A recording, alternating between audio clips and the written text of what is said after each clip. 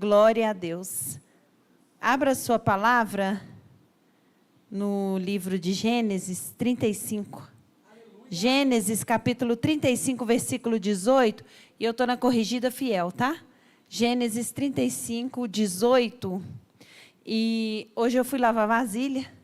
Depois que eu cheguei em casa, eu lavo vasilha, né? Porque almoço não pode deixar suja, né? A pia, né, gente? E eu coloquei meu pregador predileto para pregar, né? Que é o pastor Júnior. E ele estava pregando sobre Jabes. E eu fiquei ouvindo ele pregar, porque a gente tem que se alimentar daquilo que Deus entrega para o pastor, para a gente seguir a visão. E naquele momento que ele estava pregando, o Senhor trouxe essa palavra ao meu coração, sabe? Então, a fonte foi boa, né? E eu parei, depois que eu terminei, eu sentei e fui fazer a palavra. Então, a palavra Gênesis 35, 18 diz assim: E aconteceu que, saindo-se-lhe a alma porque morreu, ela chamou o seu nome Benoni, mas o seu pai chamou-lhe Benjamim. Assim morreu Raquel e foi sepultada no caminho de Efrata, que é Belém. Aleluia! Pai, a sua palavra foi lida. Que o Senhor, Pai, nesta noite nos conceda a graça de transmitir a mensagem do Teu Espírito para a igreja. Fala, Senhor, fala aos nossos corações, que nós possamos receber aquilo que vem de Ti, do Teu Espírito, em nome de Jesus. Amém?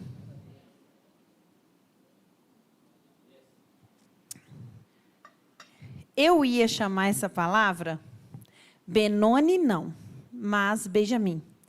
Mas aí o Júnior falou, amor, esse título está estranho. Então eu coloco o filho da mão direita. Aleluia! O filho da minha mão direita.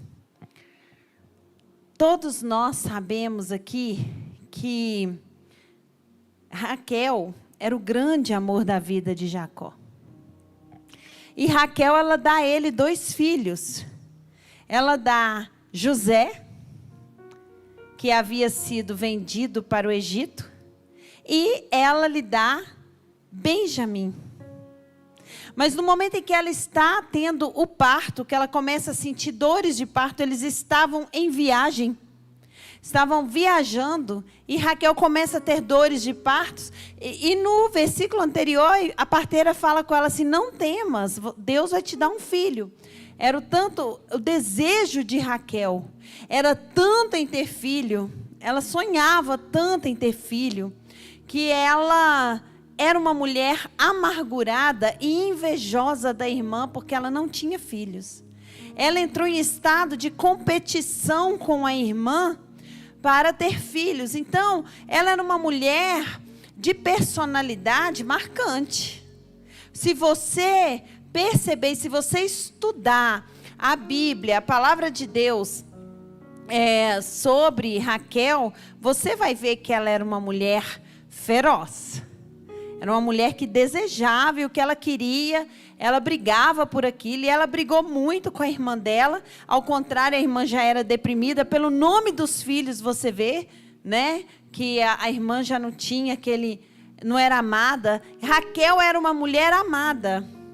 Jacó amava Raquel, mas o amor de Jacó não era suficiente para ela. Ela era uma escrava da cultura da época, porque naquela época a mulher, né, que não tinha filho, ela era uma vergonha, e ela sofria com isso, como várias outras sofreram.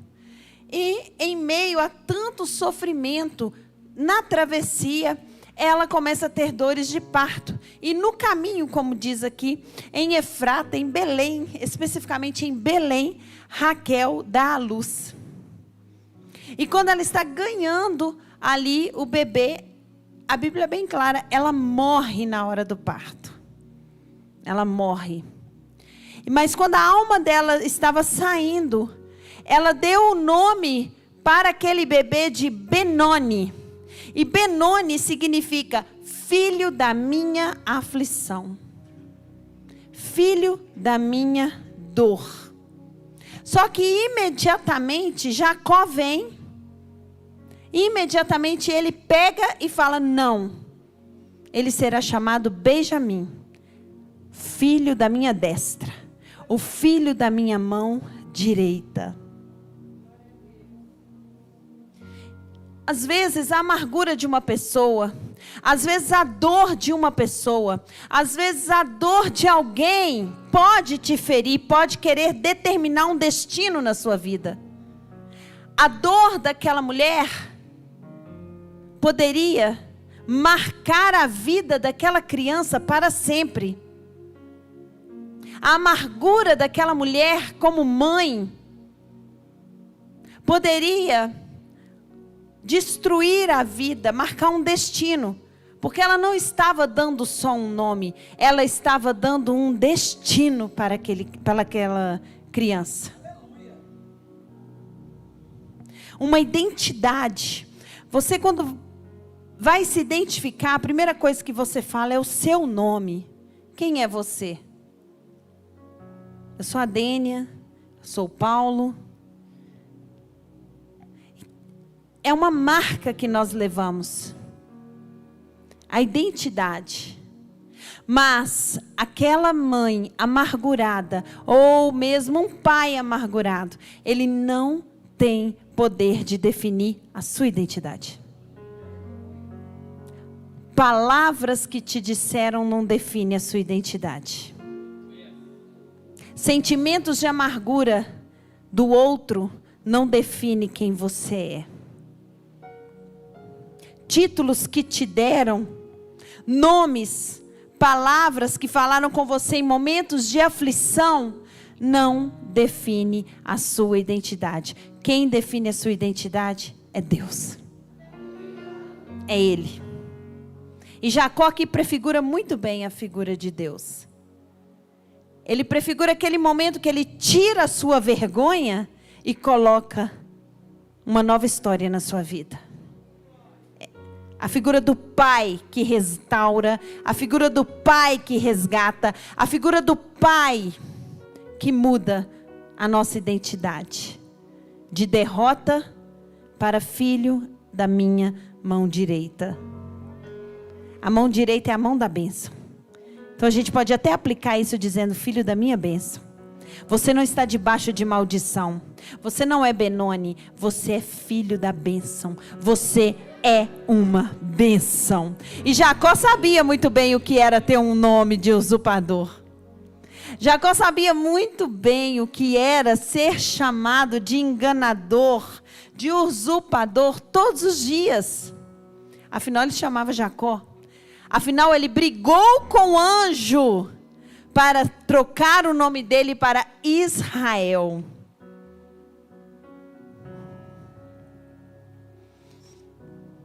As nossas experiências amargas devem servir para mudar destinos do outro.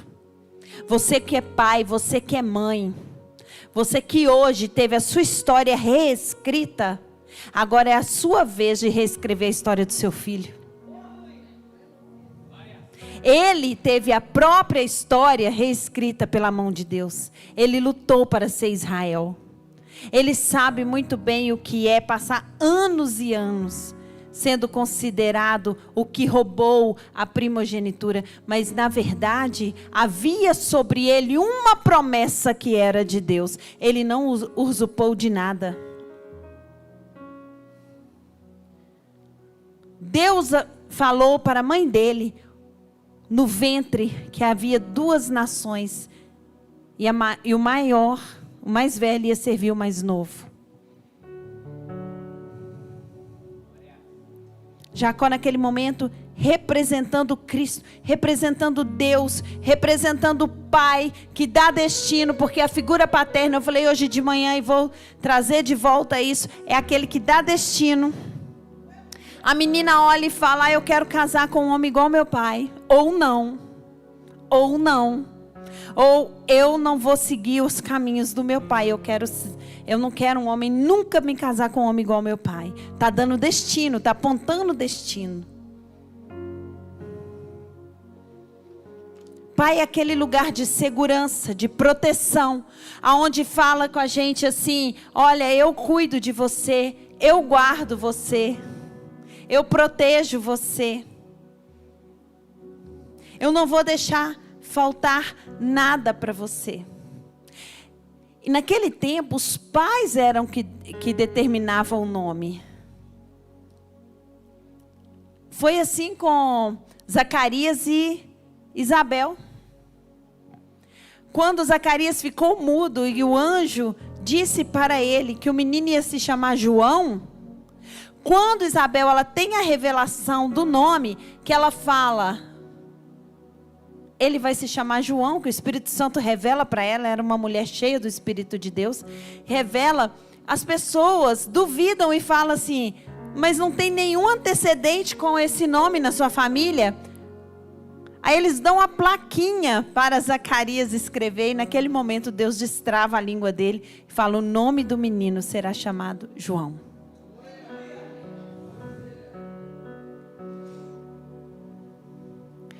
E ali naquele momento, Jacó, ele fala, não, meu filho não vai ter destino não vai ser marcado por um selo, por um acontecimento, como Jefité, o filho de uma prostituta. Ele era guerreiro, valente, mas era o filho de uma prostituta. Mas Deus hoje está dizendo, eu sou um pai que muda a sua sorte. Eu sou um pai que muda a sua identidade. Eu sou um pai que te dou um novo nome. Eu sou um pai que te dou uma nova estrutura, uma nova maneira de ser, porque eu te amo e não vou deixar que a amargura de outros firam você.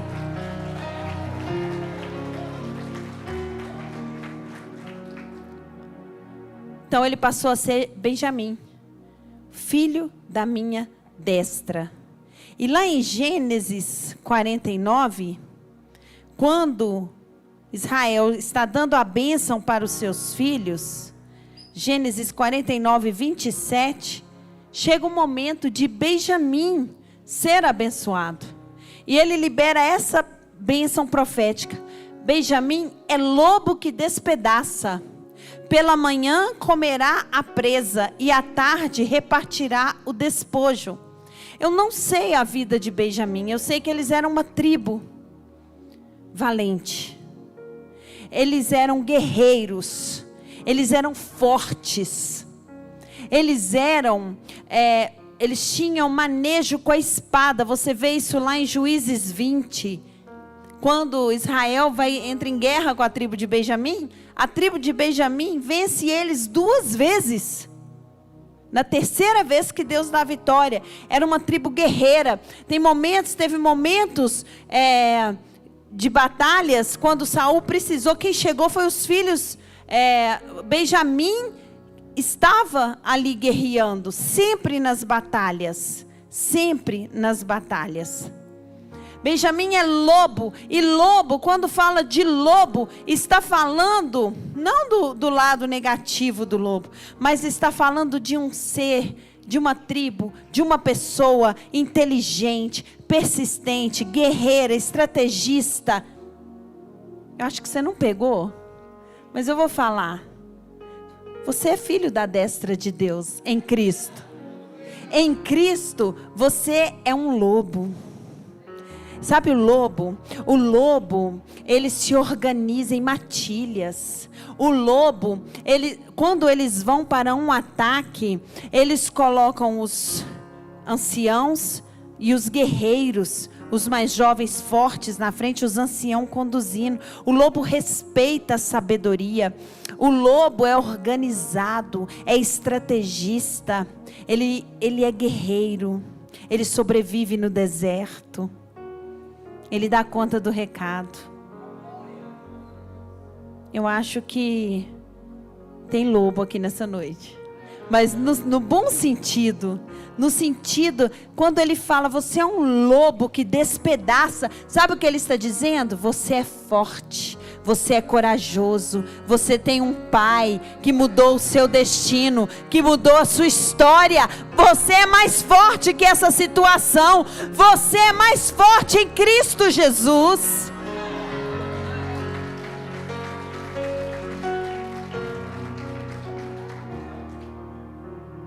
No mundo tereis aflições. Jesus já nos alerta. E nós temos muitos filhos das aflições. Nas aflições nascem muitos filhos. Nas aflições nascem muitas experiências que sem elas nós não seríamos quem somos hoje. A dor nos ensina. A dor nos transforma. Nos molda, nos ensina, nos amadurece. Não é o tempo que nos amadurece, queridos. Não é o tempo, principalmente o cristão. Não é o tempo, mas é a experiência com Deus. São as experiências da vida. Raquel, ela não entendeu a aflição dela. Na verdade, a morte dela é uma colheita até de uma palavra mal proferida de Jacó lá atrás. Quando ele fala, a pessoa que estiver quando eles estavam saindo da casa de Labão, ela tinha um ídolo escondido. E quando Labão fala, alguém roubou um ídolo meu, Jacó profere uma palavra impensada. Ele diz, quem estiver com esse ídolo pode morrer. E era Raquel que estava com o ídolo. A gente muitas vezes tem que pensar para falar aquilo que a gente vai falar para Deus, né? A gente tem que pensar. Havia ela, naquela aflição, naquela agonia, ela marcaria uma vida para sempre. Mas Jacó, o pai de Benjamim, tirou aquela maldição e sofrimento da vida daquele menino. Assim como Deus fez conosco. Assim como Jesus fez conosco. Assim como nós éramos pecadores, inimigos de Deus, malditos, todos pecaram e foram destituídos da glória de Deus. Não tem um aqui que não tem pecado.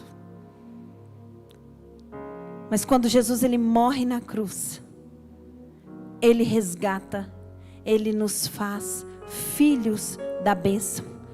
Ele nos dá o poder de ser chamado de filho de Deus. Que poder é esse, pastora? O poder de receber o Espírito Santo, de receber a herança. É o Espírito de Deus, quando vem morar em nós, começa a nos fazer ficar parecidos com o Pai. Essa é a herança atual, mas nós temos também a herança da vida eterna, aquilo que vamos viver com Ele. Quando Ele manifestar em glória, e nós vamos manifestar com Ele.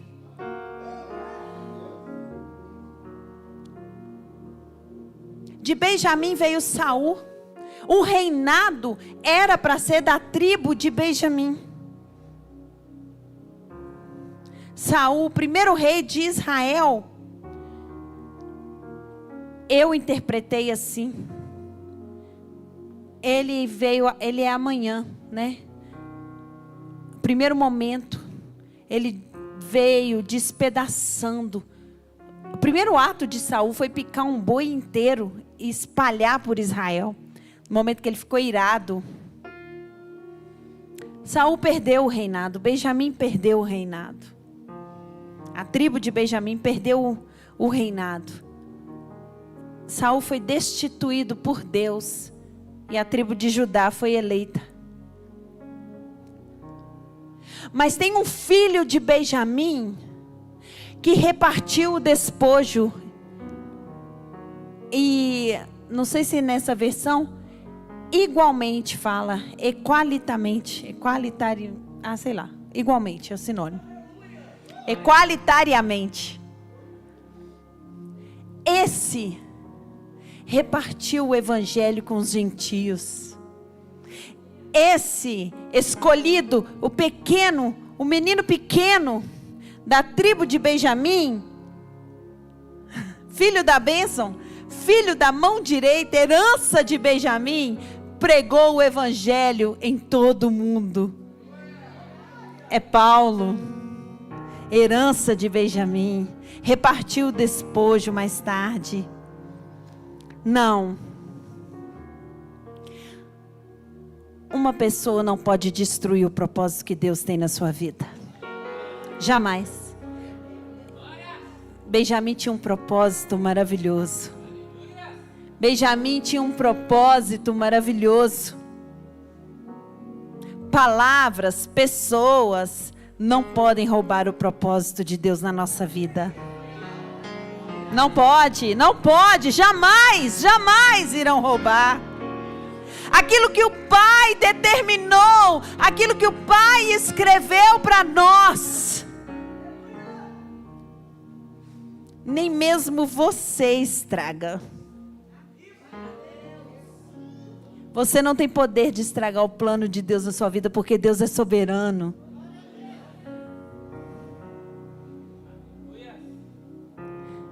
Tinha que sair de Benjamim o propósito. Lobo que despedaça é característica do filho da destra ser guerreiro, ser corajoso, enfrentar tudo pelo evangelho. Assim como Paulo, até como Saulo, ele era um lobo que despedaçava onde passava. E agora, como Paulo, então, algemas, prisões, não calava o evangelho nos lábios dele. Em Cristo nós somos mais que vencedores. Em Cristo nós temos força. A palavra pai, eu falei de manhã, eu vou repetir porque vale a pena. A palavra pai no hebraico é av. Av, 2 letras. E essa palavra, Aleph, que é a primeira letra, significa boi. Ela tem o símbolo do boi. Ela não significa, ela simboliza o boi. Ela significa força, força e coragem, força e autoridade.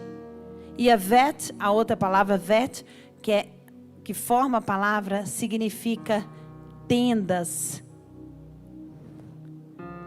Pai é a força, é a autoridade da casa, é a força.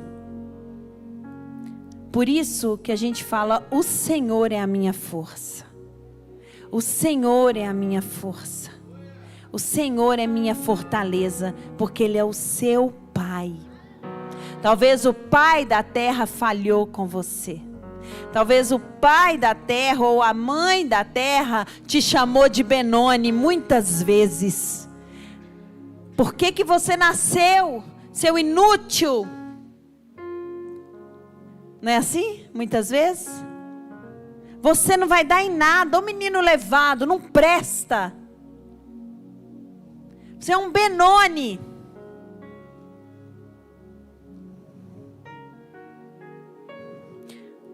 Imediatamente eu imagino o pai do céu como Jacó falando assim, não. Ele é Benjamim.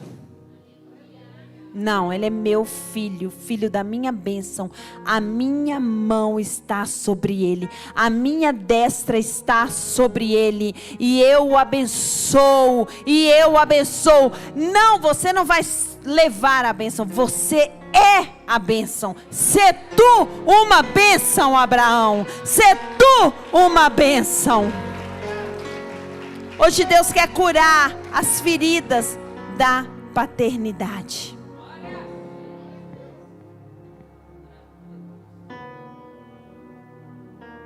Jacó prefigura essa figura de Deus, de Cristo, retirando de nós a maldição. O Cristo libertador, o Cristo restaurador, o Cristo que restaura a nossa sorte. Sorte no sentido de destino. Quando o Senhor restaurou a sorte de Sião, ficamos como quem sonha. Isso não significa que nós não vamos passar por aflições. Isso não significa que nós não vamos ter dores. Mas isso significa que mesmo em aflições, Ele está conosco o tempo todo. Deus não te abandona porque você está aflito. Deus não te abandona porque você está errado. Deus não te abandona porque você está brigando com Ele. Deus não te abandona, deixa eu te falar, Deus te sustenta nos seus momentos mais difíceis. Deus está presente nos seus momentos mais difíceis. Ele é uma mão poderosa sobre a sua vida. Ele é uma mão poderosa. Você pode estar na pior crise da sua vida. Ele está ali te sustentando, dizendo: filho, eu estou aqui. Eu te fortaleço. Eu te curo. Eu te abençoo. Vai dar certo. Vai passar. Vai passar. Raquel era aquela... Ela simboliza essa aflição, sabe, gente? Raquel simboliza a amargura. Raquel, ela simboliza a dor, o acusador, a boca que te acusou, o lugar que te feriu, o lugar que você foi ferido. Raquel mostra isso, o lugar que você foi ferido. Jacó mostra quando Deus cura a sua aflição. Quando Deus muda a sua história. Agora veja bem que coisa fantástica que a Bíblia fala lá em Gênesis 35. Volta comigo lá. 35 no versículo 19. Assim morreu Raquel. Isso vai passar. Isso vai passar. Esse momento de dor, essa aflição vai passar. E foi sepultada no caminho de Efrata, que é Belém. Ah, com certeza isso te lembra alguma coisa. Hã? Fala. Onde Jesus nasce. Quando o lugar da sua aflição, quando você vence, nasce um Cristo. Quando a sua aflição é sepultada, ali é o lugar que Cristo mais vai usar em você. Onde foi enterrada a sua aflição é que vai nascer a glória de Deus. É aí a glória de Deus. Aonde você foi consolado é que você vai consolar. Aonde você foi ferido é que você vai ser usado para curar.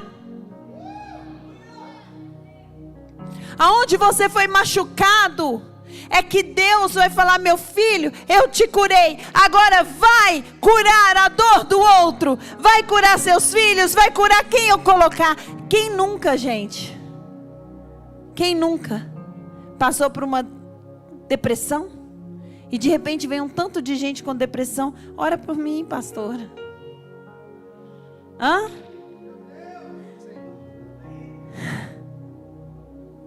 Meu Deus, Deus está trabalhando em você. Meu Deus, essa noite de ceia, pode preparar a ceia. Nessa noite de ceia, o Senhor, Ele está dizendo: eu sou o Deus restaurador. Em Isaías 49, Ele é claro em dizer: as suas ruínas estão sempre diante de mim. Deus sabe os seus lugares de ruína. E Ele está pronto para restaurar você. Ele está pronto para curar, reconstruir os seus lugares de ruínas. Porque você não é o filho da aflição. Você não nasceu para passar por isso. Como muitas religiões dizem que é um karma, que é um destino, que você tem que passar por aquilo. Não. Não tem mesmo. Deus vai mudar a sua história. Já mudou muito, né? Até aqui. Já mudou muito. Você já não é mais o mesmo, nem a mesma. Só que Deus não fica no bom, querido. Ele é para o ótimo. Deus é maravilhoso. Um dos nomes de Jesus é maravilhoso. A obra que Ele vai fazer na sua vida é maravilhosa. Ele não para pela metade. Aquele dia Ele morreu na cruz. Ele nasce em Belém. Ele nasce em Belém de Efrata. Meu Deus. Meu Deus.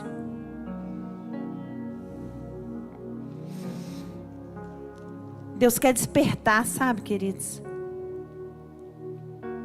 Olha o que Deus está falando. Eu quero despertar essa força que você tem, para que a minha glória nasça, resplandeça através de você. Que força que eu tenho, pastora?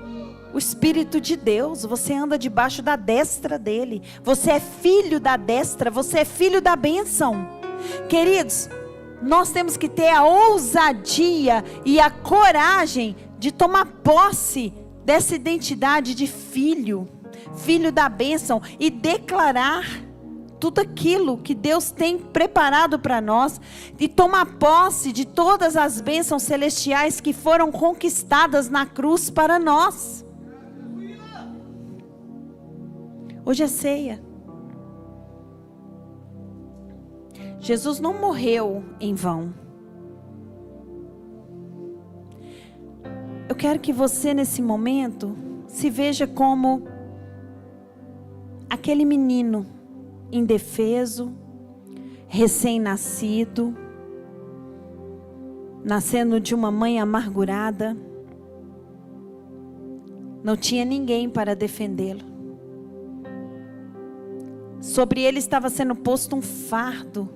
Ele ia ser conhecido como filho da dor, do sofrimento. Mas naquele exato momento, o Pai interferiu e mudou a história dele. Eu quero que você se sinta assim nessa noite. Deus está interferindo na sua causa. Deus mudou e vai continuar mudando a sua sorte.